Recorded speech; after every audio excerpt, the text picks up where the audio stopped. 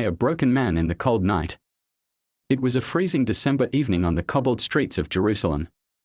The wind whispered through the ancient city walls, leaving a trail of loneliness at every turn.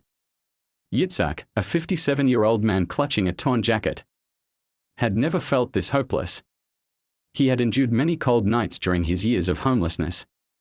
But this night felt different.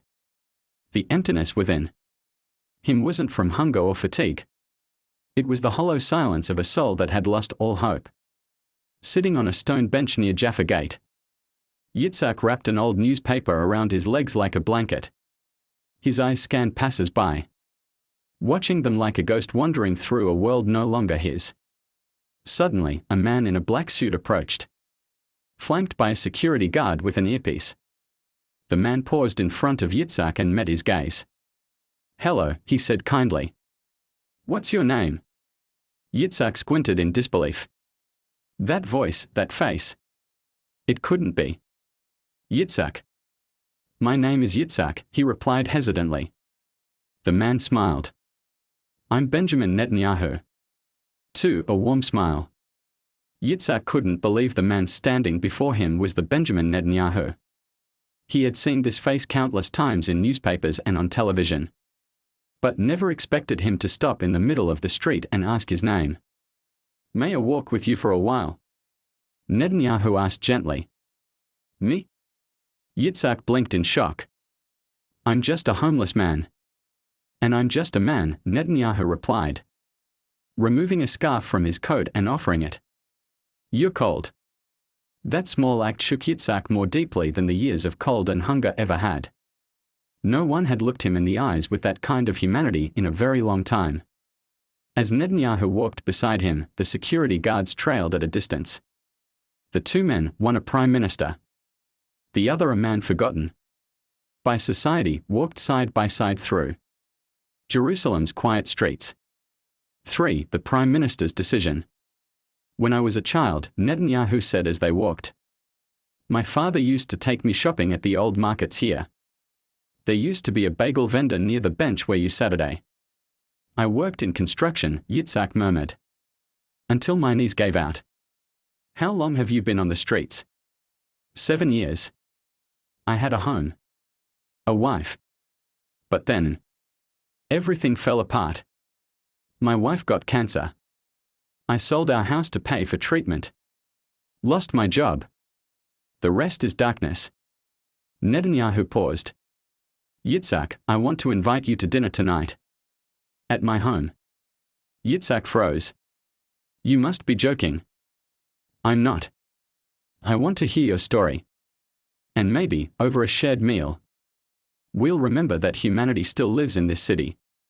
Without waiting for approval from his staff, Netanyahu made a choice that no one expected. 4. Past the security walls.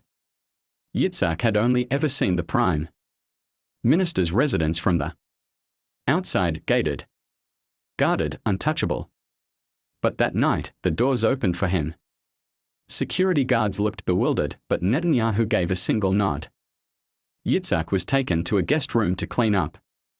He was given fresh clothes, a hot shower, and a shave. When he looked in the mirror afterward, he almost didn't recognize himself. For the first time in years, he saw a human being staring back at him. The loneliness at the table.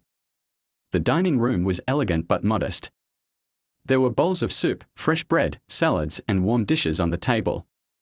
Yitzhak sat nervously.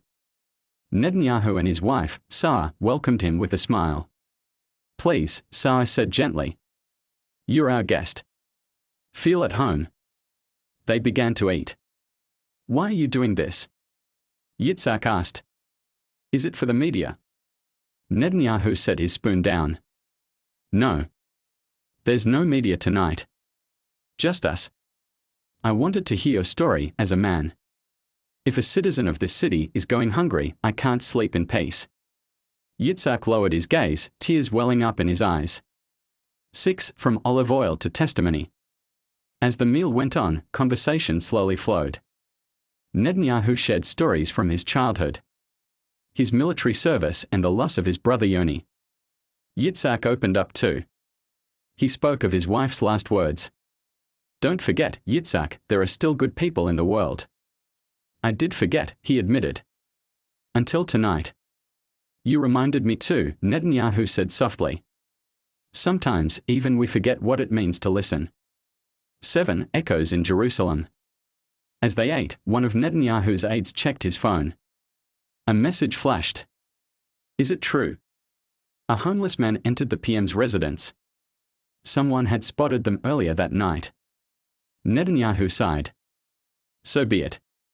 Yitzhak looked worried. I didn't want this. I never asked for attention. This is my responsibility now, Netanyahu reassured him. 8 Away from cameras. Netanyahu ordered no statements to be made to the press. That night, the house remained silent to the outside world. You're wondering why I defend you, Netanyahu said later. Yitzhak nodded. Because you are not less than me. You are of this country. The strength of a nation lies in how it treats its weakest. Yitzhak cried silently. 9 After the meal. They walked through the library. Among thousands of books hung a framed photo, Yoni Netanyahu. When I lost him, Netanyahu said, everything changed. I lost my wife, Yitzhak whispered. My light went out. The bond between them deepened, no longer prime minister and homeless man. But two men with broken pasts finding strength in each other's stories. The prime minister's confession. The next morning, Netanyahu stood on his balcony as the sun rose over Jerusalem. Yitzhak joined him. Every morning I ask myself, what duty will I fulfill today? Netanyahu said. That night, you reminded me, the true duty is staying human. You didn't host me, Yitzhak replied. You restored my humanity. 11 In the shadows of the past. That day, the media exploded. Headlines flooded the internet. Homeless man at the PM's dinner table. Political stunt or genuine compassion? Who was the man at Balfour Street? But Netanyahu said nothing. In a quiet moment, he told Yitzhak. I've arranged for a place for you to stay. You don't owe me anything. But you have a choice now. If one night can change me, Yitzhak said, maybe I can walk again. 12 Music in the night. Later that evening, soft violin music played in the living room. Yitzhak closed his eyes. I've missed music, he whispered. What would you do now? Netanyahu asked. I had one dream, a small soup kitchen. To warm people's hearts with a hot bowl. Netanyahu smiled. Maybe that can still happen. If you don't give up. 13 When the table was set again. A month later, Yitzhak began volunteering at a city shelter. His story inspired others. Netanyahu approached him with an offer. Would you like to run a city soup kitchen?